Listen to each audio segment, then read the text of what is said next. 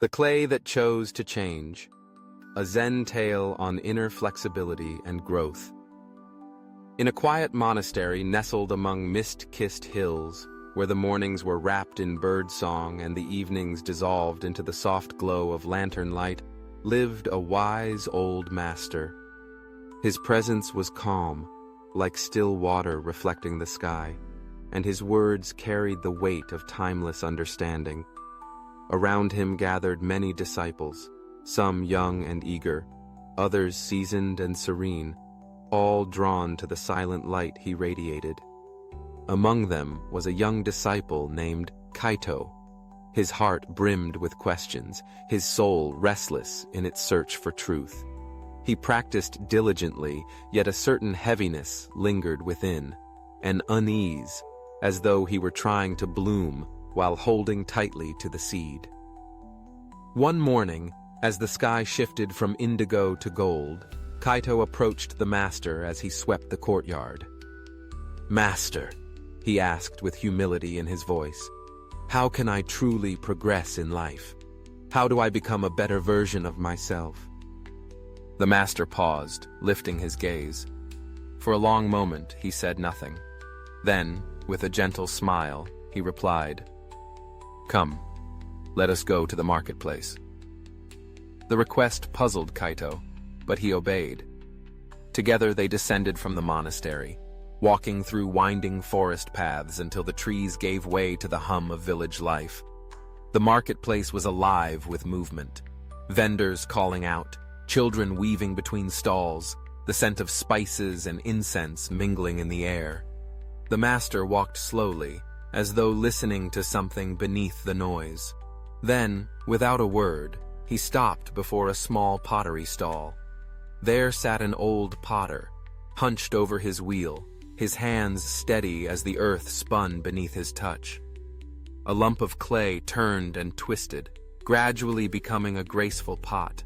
Kaito stood mesmerized. The transformation seemed like magic. The same shapeless earth that moments ago had no form was now emerging as something purposeful, even beautiful. Unable to contain his wonder, he turned to the master. How does he do it? How can he create something so delicate from a formless lump? The master looked at the potter, then replied, "Let us ask him." They approached. The potter, sensing their presence, looked up and smiled with quiet eyes. The disciple bowed respectfully.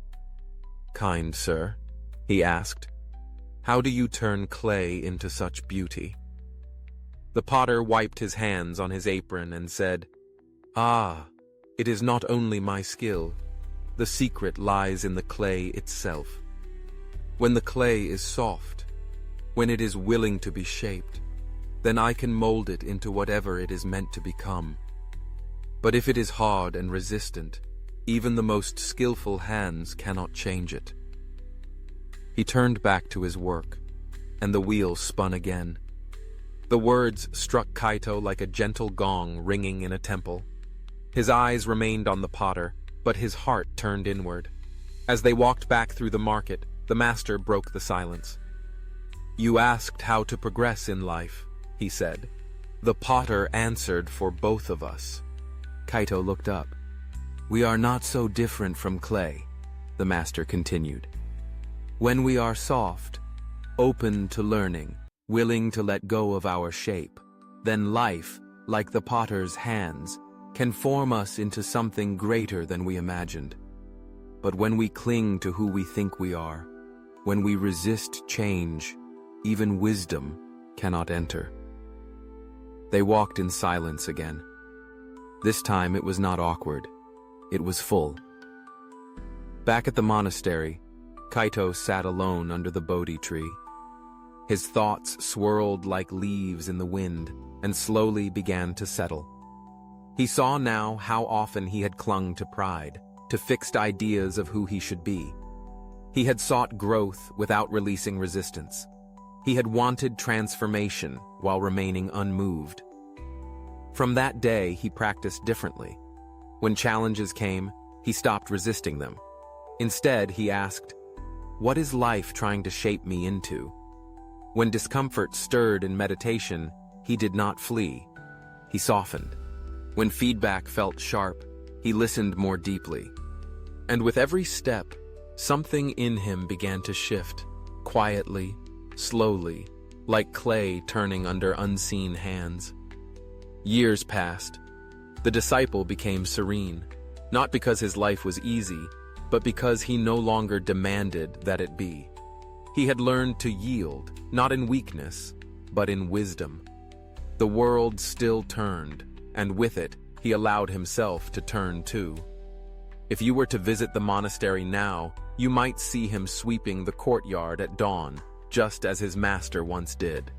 And if a young disciple approached and asked, "How can I grow?"